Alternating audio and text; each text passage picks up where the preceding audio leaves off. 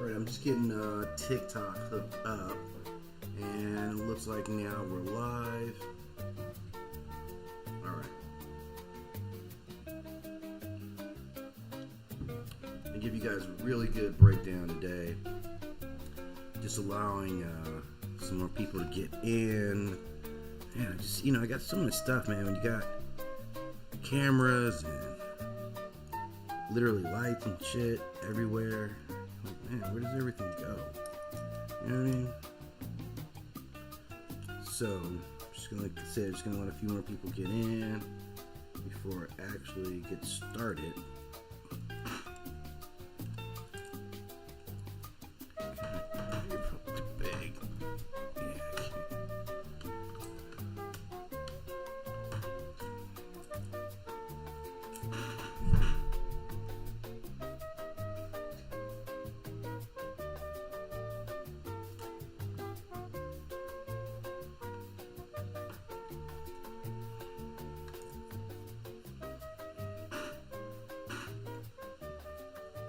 Alright, so I got everything repositioned. Okay, so today I feel like I got something that's really special for you guys. I really wanted to make sure I'm giving you guys some good content here at Myth, Lore, Aliens, and More. And this is where we get into some of the and more part. And today I want to talk about some of the oldest mythology, or some of the most pertinent mythology in my life. And it has been the Rankin Bass mythological machine. What I like to call it among the first of the broadcast church. And the reason I call it a broadcast church is because this church here had the ability to influence more people than, it's shocking amount of people. And this is what it is. Like, you see the image behind me, that's our buddy Kris Kringle as a young guy, right? And every single December, since the 60s, this network would air these quote-unquote specials that became more than just specials. These really were, services. Like, they really were. And you gotta remember, when TV was at a different time, this is in the 60s. So there was no on-demand TV watching. You didn't watch anything when you felt like watching. That wasn't how it worked. We were there more captive. We were a far more captive audience. So when you have a show like this, and these episodes would always consistently rank 3 million, 5 million audience numbers, right? Consistently, which is huge for the 60s. So this is really, really dominant. We had less stuff to watch, right? So when this came on, they knew that you had 3 or 4 or 5 million people sitting down all at the same time, experiencing this in real time, culturally. So it's very similar, like, everybody watching a live sporting event. You're locked into it. Welcome to the show, Heart PB Vandy, right? So they were locked into this show. So we would watch them, the whole family was sitting down together. This was ritual fashion. And the TV had a larger place starting in the 60s when this thing first came out. So it was, even my generation, I'm Gen X, like, we had one screen in the house. That's it, growing up. Like, we didn't have 2 screens in the house until, like, I want to say I was almost a teenager, like my early teens. I remember getting I got my own TV. That's a lie. I just told a whole bunch of lies. I think I got my first TV myself when I was like 10, right? But still, for the most part, it was a really small TV. I think it was like a portable TV that I know that I won in a contest through my grandmother's church, and I'm pretty sure it was a portable TV. I know it was a portable TV, black and white, which, yeah, that's it. So there weren't a lot of screens. So when we all came together as a family, as a culture, as a community, and we watched Rudolph the Red-Nosed Reindeer, this was a re-experience. It was almost like a communion. And because it reached millions simultaneously, it unified moral imagination in ways that an individual church could not. So this pantheon, which is well written, like, this is well written, it's very well articulated. The guys who sat down and came up with this concept, they were deeply invested. They weren't just randomly writing stuff. All these things really interlink. So you have a class of pantheons, and truly a pantheon itself, right? Of prophets as well. So first you have, obviously, Kris Kringle, who is like the lawgiver. He sits at the top. He brings forbidden joy. He's that guy. That's a very specific thing to bring joy in the way that he does. Gift giving. That's not every deity. It's a very special group. And then you have Rudolph, who is a stigmatized savior. And then there's Frosty, who represents this resurrected innocence, and the little drummer boy, whose worship is through his work. So what they were building was this pantheon of moral theater. This is divine order, but it's disguised as children's entertainment, right? As you can see these images here. So this is kind of what we get, right? It's wrapped up in kids play, but it's carrying deep morality throughout. And this thing, man, you talk about mastering a subconscious or subconscious messaging. This is the height of it right here, right? This is really it right here, okay? The images are always very carefully crafted, and everything that they say is well done, all of it. And they have this subconscious thing that you can almost feel, right? Think about it. If you ever watch these movies, the subconscious thing, every lyric, every rhyme, they carry this kind of encoded doctrine. Put one foot in front of the other, right? This is faith showing its perseverance. The overthinking message of the song, you better watch out. This is his omnipresent morality that is constantly surveilling you. He knows when you've been bad or good. So you have this invisible judge who rewards obedience. So these lines become like your neural spine for how you conduct yourself. They embody moral binaries in children before critical responses were even developing. So early on in your development, they're hitting you constantly with this message. Now, I love this animation, this stop motion rhythm, and this is early, so I gotta give a lot of respect. I do some animation myself, but what these early guys were doing with their stop motion, kind of herky-jerky, it's beautiful. Now, there's a hypnosis attached to that, right?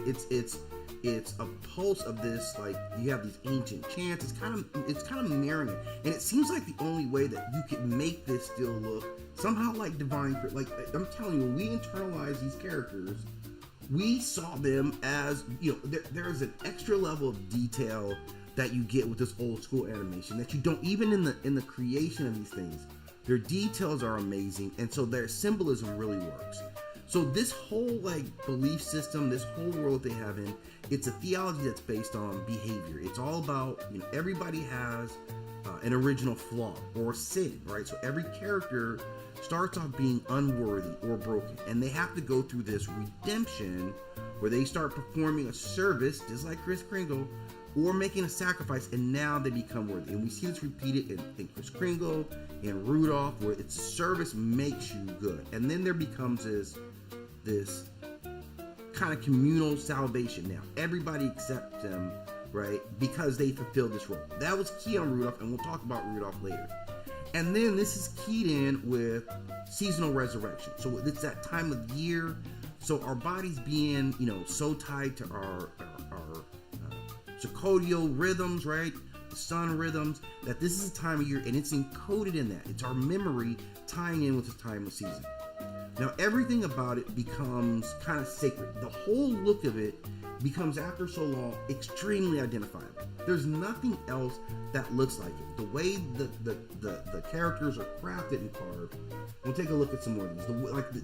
This, you'll never see anyone repping this kind of character. Even at that time, there were nothing really similar. And ever since then, just the detail, this is craftsmanship on a whole nother level. And because they moved, they became these icons. This is Jack Frost, right? Just think about it. For millions of people around the world, that's what Jack Frost looks like. That's the embodiment of the idea of Jack Frost. So these early makers of costumes and these particular type of puppets, these guys were master craftsmen. This is animating at the highest level, way back in the 60s. Okay, and then what you get when you add all that is that these specials come at a certain time of year. So parents, children, and the country kind of synchronize emotionally around them. These were reflexes. This played in your house throughout the season, right? So there was a different kind of attachment to it. So by the time the 80s had come around, 20 years into this, because that's how long they actually were producing films.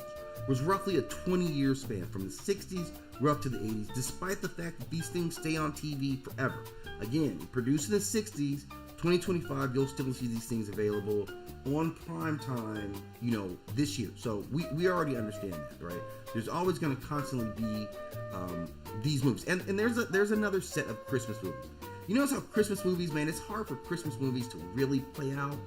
Christmas movies always kind of stay in rotation, no matter what's going on, no matter what season or time, obviously the season, but no matter what's going on culturally, those things stay on. Welcome everyone who's coming in and smoke. Welcome. Daryl, welcome. So, looking deeper at both of these, or this series, you get this dual sermon. You're getting two messages here. There's the gospel of compassion, because in this world, love can transform anything. And then there's also this gospel of control, where love is granted by authority once you serve the system. Your nose closed, you do something that's worthwhile, that's when you get it. So there's two images that we look at. And this becomes a legacy. Like, there's a true legacy of the producers at Rankin and Bass and the films that they made. And so for millions, these films were their first lessons in spiritual ideology, right?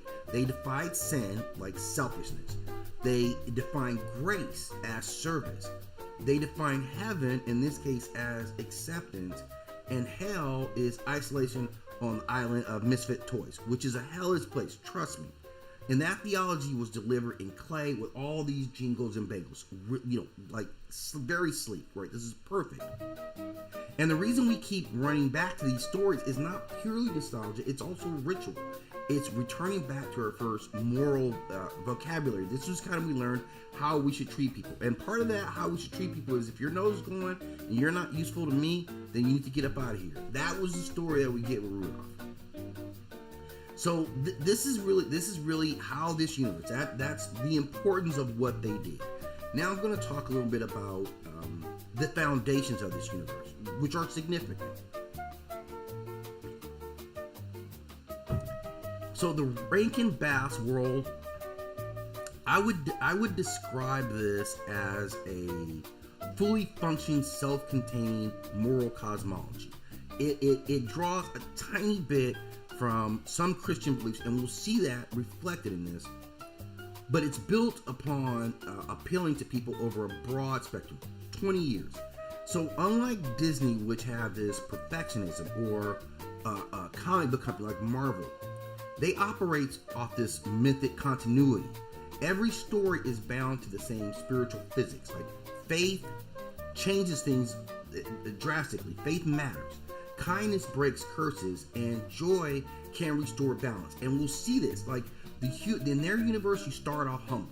You gotta start off at the bottom in this universe. They don't let you just be at the top, right? Let's look at the story of Kris Kringle.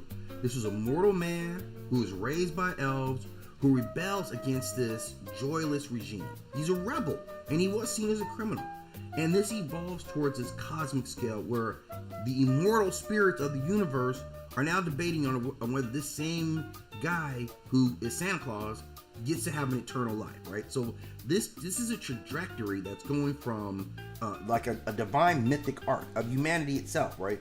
Birth, it's dealing with that. Birth, rebellion, balance, and then transcendence into a higher level. So all this stuff is related to service and transcending.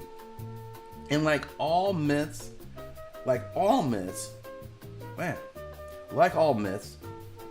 this has a creation myth as well. And that creation myth is Santa Claus Is Coming to Town. Now, this film was effectively the genesis of this entire universe. It's never seen like that, but if you construct it along these lines, it is literally the genesis. Kris Kringle's origin story is very similar to, if we think mythology, this is Prometheus, right? This is Osiris. This is the bringer of gifts who challenges tyrannical order. He's born in secrecy. That happens a lot. He's raised by an elf clan known as the Kringle family and ventures into Somber Town. Let's think about that. This is Somber Town. The name of the town is Somber Town. So you already know what's going on here. This is literally opposite of Joy Town, right? There's no joy going on in Somber Town. And this town is being ruled by the Burgermeister. And the Burgermeister, man, let's see if I can find an image of the Burgermeister here. This is a brilliant character, man. You can see the wait, where are you at? There's the Burgermeister, man. There's the Burgermeister, and the Burgermeister is the guy who's running Somber Town. And he looks like he should be running Somber Town because that's what he looks like. Very somber. This is a mean guy, and he is. All this guy wants to do is, everybody's got to work. You don't get any toys. It totally sucks. So Burgermeister is a dictator who he bans toys. Toys in this world are not simply for amusement. Not in the way we would have toys, right? They represent emotional freedom. And in a lot of ways, it represents the imagination itself. And these two together, these are the components of creation. So Burgermeister's like, I'm controlling. I'm letting you have joy. Hey, look, do some work, sweep the floors. You better have fun sweeping the floors in this town. Welcome, everyone. My forever, welcome. So you better enjoy sweeping the floors, because that's it. There's no PT. There's no playtime here, right? And so we see that. So his defiance, Kris Kringle's defiance, is a mythic moment where he's standing up for imagination against oppression. And it becomes very, very clear. Now, Jessica, who becomes his wife. Let's see if we can find Jessica here. Should have grabbed the Jessica specific.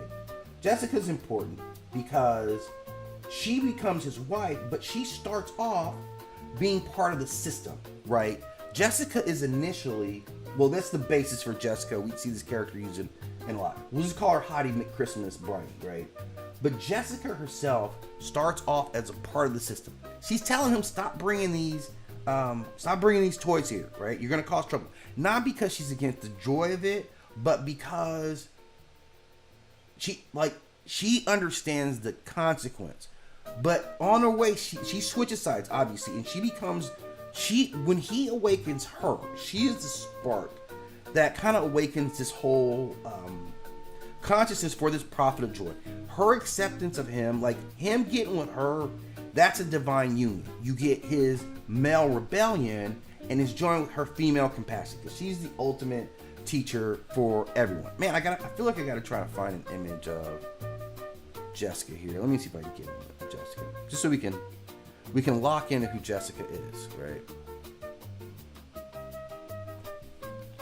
And she becomes this character. This is her young self. So we remember him. There she is. Let me grab you here, Jessie girl.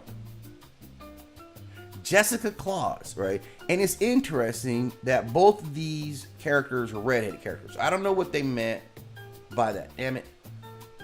That one's not going to work. This one right here. Okay, let's see if this one works here. Alright, where you at? And she's significant in his overall development. You remember this lady here, right? And she becomes just the red hair. She's the teacher. And for an animation, this was not a bad looking animation. This is an alright looking animated lady. And she takes on this role. So when she comes around, this kind of represents this awakening consciousness. And she would be his feminine energy, and he of course would be the masculine energy, right? And then we would see like the Winter Warlock, who also becomes like part of this, part of this trinity. He completes it.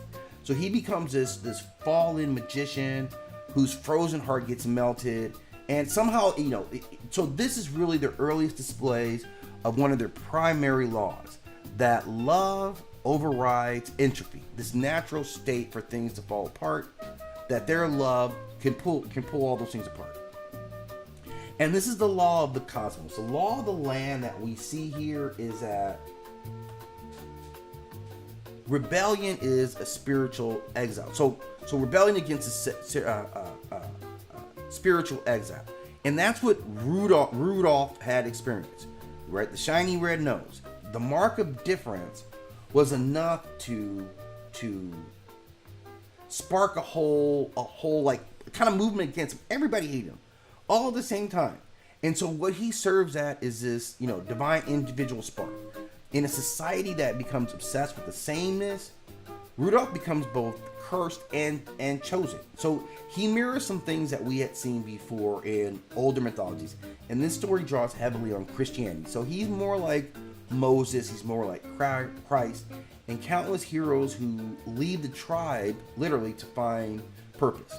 And the island of misfit toys represents kind of a purgatory where forgotten and rejected creations wait for some kind of redemption. Like it's gonna be rare, but that's what they hope for. So this kind of puts even Santa himself at this kind of moral, equation. Like, he has this leadership, but he does condemn. He doesn't have any compassion for these toys that are created by mistake or by fault by his own people.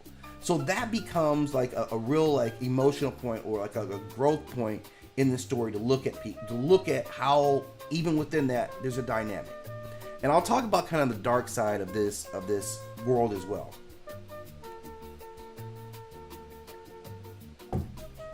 Now, the year without Santa was one of the later ones, and it becomes extremely important because this broadens the cosmology in a lot of ways. We meet the Miser brothers, who are profound. We get Heat Miser and Snow Miser, and we get their mother, who is Mother Nature. So again, this is growing this cosmology. You're adding divine creatures to the mix all the time. It's brilliantly done. So what they do is this gives us our first elemental divinities as relate to the planets. Their personalities embody their dualistic nature, right? Heat Miser is passion, he's pride, and he's ego. Whereas Snow Miser is intellect, he's cool reason, and he's detachment. So you see why they're always at odds. So when Santa gets sick, because he's the ultimate go-to-work guy, he disturbs this, equilibrium of the world. The weather itself becomes chaotic, and one's trying to. So they're reflecting. The weather is reflecting the turmoil that's created by removing our one balance. And so they lay out what they think of it for you, right? Mother Nature is the material creator. She's above everything else. Heat Miser and Snow Miser, they represent balance and opposition. Then you have Father Time, who is a custodian of temporal order, very important. And then Jack Frost, who is this demigod of like transformation. He embodies this youthful spirit and its fleeting existence. The Winter Warlock is the fallen mage, whose redemption foreshadows, divine mercy. And Santa Claus, he is the ascended human, who becomes both a solar deity because of his generosity. So this pantheon really looks similar to a lot what we see in other mythologies, right? In Greek mythology, it's very similar, even to the Yoruba Orisha network, where people or the deities represent, they represent forces of nature, right? They represent emotion, they represent time, and they represent nature itself. So what Rankin Bass was doing was really creating a psychological hierarchy that fits with any mythology. So they're full-time feeding you this mythology here. And this thing, this is a cosmology that's really built a lot on the emotions. That faith creates physical changes, that kindness evolves entropy, it changes hearts, literally. Joy is what stabilizes the world, and imagination is key to continuity. So these were laws that operate inside this universe, and they influence everything like weather, life, and mortality. All bow down to the emotional part of it. That's what really we're getting from these films at this early stage. It's really brilliant writing. So I kind of translate that is it's this psycho-spiritual system. To me, it feels a whole lot more like Eastern philosophies or like Kemetic mysticism. It draws on some Western religion, obviously, but I think at its core, I think the story was kind of cleverly hiding its own mysticism under, kind of the whole Christian ideology, right? Because in this world, emotions are vibrational magic, and that is what reminds me of like Kemet and like more Eastern philosophies. That they spread joy, like gift giving, joy, spread happiness. It changed. Like when you watch this film, go back and watch when those kids start, and when they're in Somber Town, which I don't know if they changed the name, but they have to. In Somber Town, when the kids start expressing happiness, everything changed. It got brighter, and that was just it. So it's a physical craft that kind of reinforces that emotional world. So it's a great, and we see a lot. We see creation, right, with Santa Claus. We see exile with Rudolph the Red-Nosed Reindeer. We see balance with a year without Santa Claus, and we see transcendence in the life and adventures of Santa Claus. This is where he's like, they judge his entire life as a mortal, and he's being elevated to this divine permanence. He's Enoch. Like, essentially, he's Enoch, right? We've seen this element before in other myths. Biblically, he is Enoch. And so each one of these movies represents this, aspect of like our spiritual evolution. Joy, resistance, divinity, all these things being tied together. So it's a handmade mythology that they piece together slowly. Now there's some other images there from other films. They did other stuff. They did, this same company produced the earliest version of The Hobbit, which is great, and we'll talk about that separately. That doesn't really tie into it, nor does the Thundercat or the Unicorn. Those really don't tie into these works, but these works do hold together very, just very succinctly. And there's also a dark side to everything that we talk about with this world, right? Because for all of the fancy, the glitter, and the snow, they have some cold, hard rules that you need to observe. This is the downside of what this universe is. And the first thing is that love is conditional, and your value has to be proven. So every outcast, and a lot of them start off as outcasts, you're only redeemed when you become useful to somebody else's mission. Not because they're worthy in their own right. That doesn't matter. Your own self-worth doesn't matter. So this is the unspoken theology that it gives to the world. That emotional economy is disguised as this actually having morality. And that's not by accident. These were people that, again, this comes post-war. Post-World War II, right? The 60s. So they're obsessed with conformity, productivity, and duty. And you see that come out. So when you're Rudolph, hey, look, we don't have time for no reindeer games if you can't help. Once you could help, you showed yourself to be able to help, like your difference was good, then they accepted you. So the story of Rudolph the Red-Nosed Reindeer, and I'll go deeper in that, his nose is symbolically light, it's individuality, right? It's creative, it's divine start. But the story doesn't validate any of that stuff. It doesn't tell him, you're doing your own thing, be confident. No, it doesn't say that. That makes him a defect. Because of those things, you get mocked, you get exiled, you get hidden away. Even Santa Claus, the supposed moral center, has disappointment from the first time he even sees him. So it's not until that blizzard hits that his flaw now becomes useful and the entire narrative about him changes.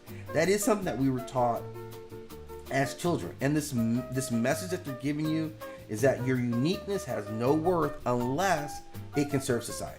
So that's not a soft edge, right? That is psychological violence, right? It mirrors the world. This is real world conditioning.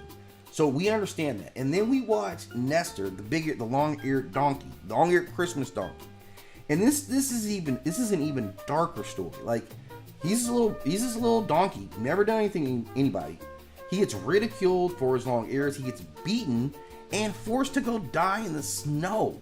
His mother has to sacrifice her own life just to save him. And the angels tell him that his suffering has meaning and that his pain was preparation for his divine purpose.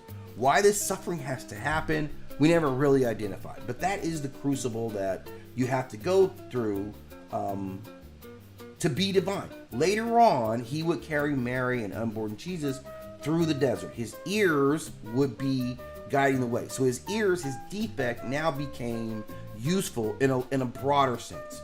So this film kind of canonizes him, like suffering is necessary for holiness. And this is a theory of pain that we would see reflected in some other belief systems, that the idea that trauma is justified if it brings about a higher cause. And that's giving up your spirit, losing your mom, being cast out, feeling all that is later used. So they wrap it up in this kind of religious imagery, and it feels like sweet, even though it's wrong. And even worse are these misfit toys, right? The misfit toys are about not being accepted. They're broken dolls, they're unwanted gadgets, right? That sing about yearning. That's their whole thing. And Santa only saves them after realizing that they can be fixed or reassigned. Again, if you don't have a purpose, purgatory is right where you're at. So this is an island itself of like social quarantine for imperfection, because we don't want to see anything that's not perfect. That's a very important thing. And this theology holds a high ceiling for that perfection. So no one is simply valued for being as they are. If you're not normal, your job is to make yourself useful. That's the message that we get.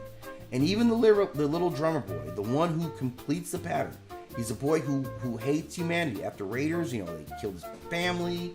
He has nothing but his drum to the newborn Christ. And he's healed emotionally by this baby smile. Now, this is not inner peace, it's approval.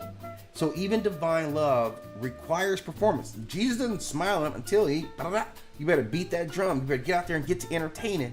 That's what they're telling you. So it's a paradox. Like, give a gift, and the world softens. And we kind of want that, but perform a song and heaven forgives. Illuminate the fog and the tribe accepts you. So there's a lot that's going on in this very conditional state of giving compassion.